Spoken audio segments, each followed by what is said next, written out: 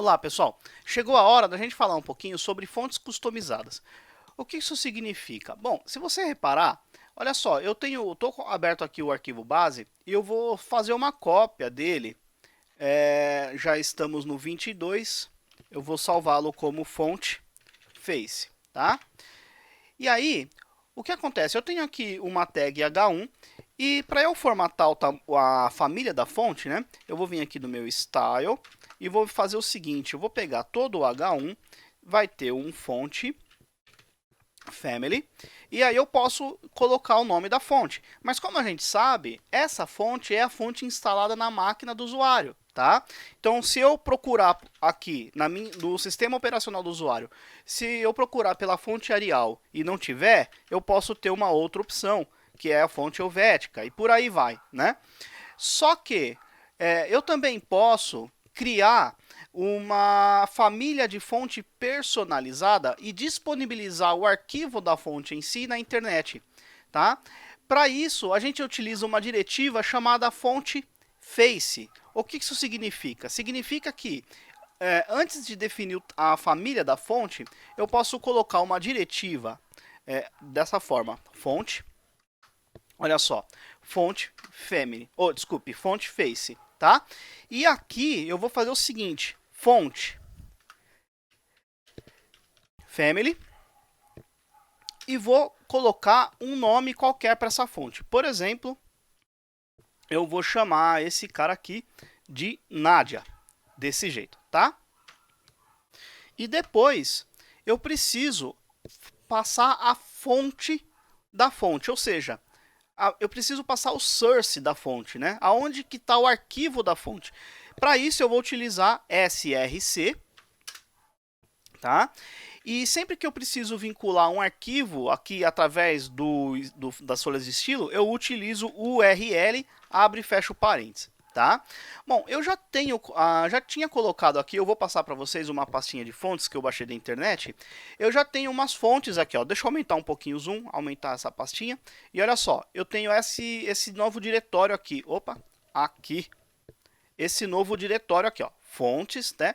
Aí eu tenho esse diretório Nádia, que tem um monte de fonte aqui, tá? E tem algumas outras fontes aqui, alguns outros arquivos .ttf, tá? Eu vou focar nessa fonte Nádia aqui, tá bom? Se eu estou editando no meu CSS, não, aliás, aqui eu não estou no CSS não, aqui eu estou direto no HTML, né? Então, para eu alcançar esse arquivo, basta eu digitar fontes barra Nádia, aqui, barra Nádia, e depois o caminho da fonte. Eu vou importar esse .ttf. Então, olha só, Nádia, espaço serif, espaço não, hífen serif, .ttf. Desse jeito aqui. Aqui. Desse jeito aqui. É isso aí. Eu vou abrir aqui no Chrome.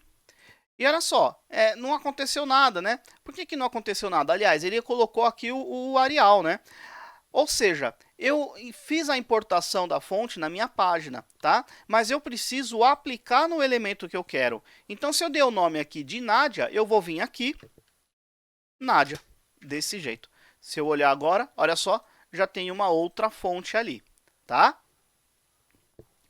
Só que, repara, esta fonte ela está na máquina, né? Então, na hora que você for colocar o seu site no ar, você vai subir esse arquivo de fonte para o servidor e ele vai ser baixado pelo cliente, pelo seu usuário, tá? O arquivo de fonte vai ser feito o download dele para que o browser possa mostrar na página, tá? Então, com isso, muita atenção. Você não pode pegar qualquer arquivo de fonte e jogar no seu servidor. Existe um problema de direitos autorais e tudo mais, tá? Você não pode pegar a fonte que você comprou no pacote lá da Adobe e colocar no site lá que você está infringindo direitos autorais, tá? Existem algumas fontes que você baixa pela internet, você baixa na internet, que é free, né? Que você pode utilizar para importar, para embedar essas fontes nas suas páginas sem nenhum problema, tá bom? Um site que eu recomendo bastante fazer isso é esse aqui, ó. Fonte Skirrel. É esse cara aqui, ó. Tá? Fonte Skirrel. Aí você fica só... Tem que tomar um pouquinho de cuidado pelo seguinte, olha só. Aqui do lado, vou aumentar o zoom um pouquinho, ele te dá algumas indicações, né? da onde você pode utilizar essa fonte, tá? Então, ó, se eu passar o mouse aqui, ó, lá, ali, comercial desktop use, é free, a licença para web, ó, esse globinho aqui é web, ó lá, font face embedding, é free, a licença free permite importar nos seus sites, tá? Nas suas páginas.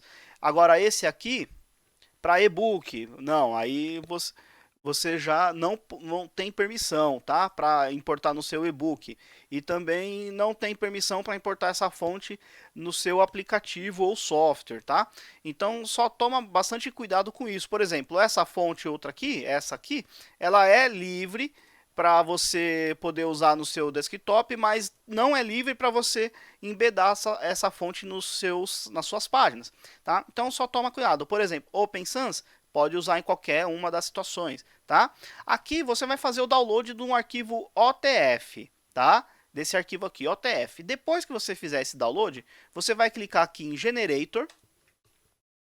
É meio estranho o processo, mas aí você vai fazer o upload do seu OTF e depois vai fazer o download de alguns outros formatos de fonte, tá? Para você embedar nas suas páginas, tá? Mas eu vou focar agora aqui no nosso código, olha só. Então eu tenho aqui a fonte TTF importada e já apliquei aqui no H1, né? Só que se você reparar, eu tenho outros formatos de fonte aqui, ó. Deixa eu aumentar o zoom um pouquinho. Tem outros formatos aqui, né? Por que seriam esses formatos? Pelo seguinte, cada browser pode dar suporte para um determinado tipo de fonte, para uma determinada extensão de fonte. Ou seja, a gente precisaria colocar todos esses formatos no nosso código, tá? Para que a maior parte dos browsers dê suporte aí. Apesar de que o TTF ele tem um bom suporte já, mas mesmo assim a gente pode aumentar ainda mais a gama de suporte aí no browser dos nossos clientes, tá?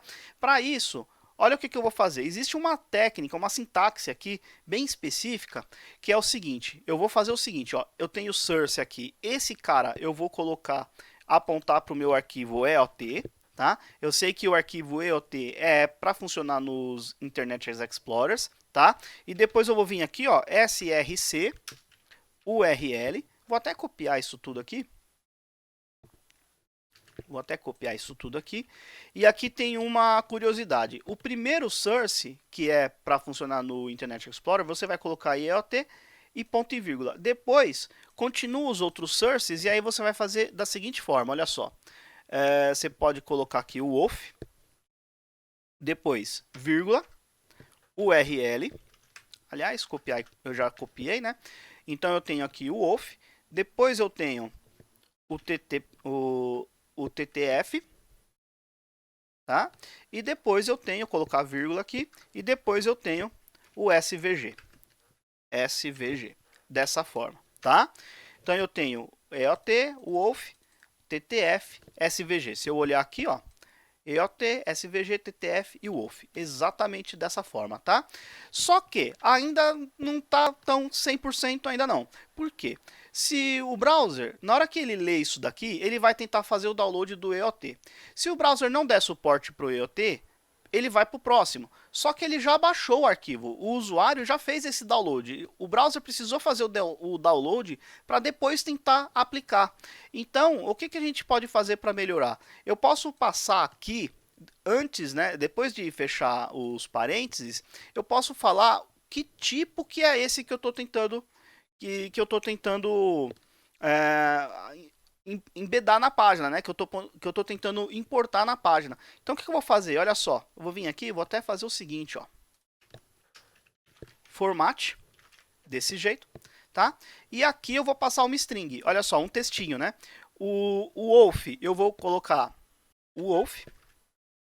Aqui, no TTF, eu vou colocar true type, tá? E no SVG, eu vou colocar SVG. Ou seja, o browser vai saber de antemão que tipo que é esse arquivo para ele saber se ele dá suporte ou não. Se ele não der suporte, ele nem faz o download, tá? Essa que é a sintaxe, ok? Uma dica que eu dou é o seguinte. Esse site aqui, ó, CSS Tricks, tem bastante coisa de CSS, de HTML, agora até de JavaScript também.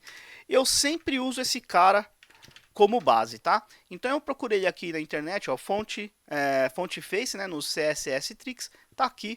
Eu sempre acabo utilizando esse cara aqui para me basear, tá? Eu até vou ver se eu fiz alguma coisa errada, olha só. Ah, eu esqueci disso daqui, na verdade.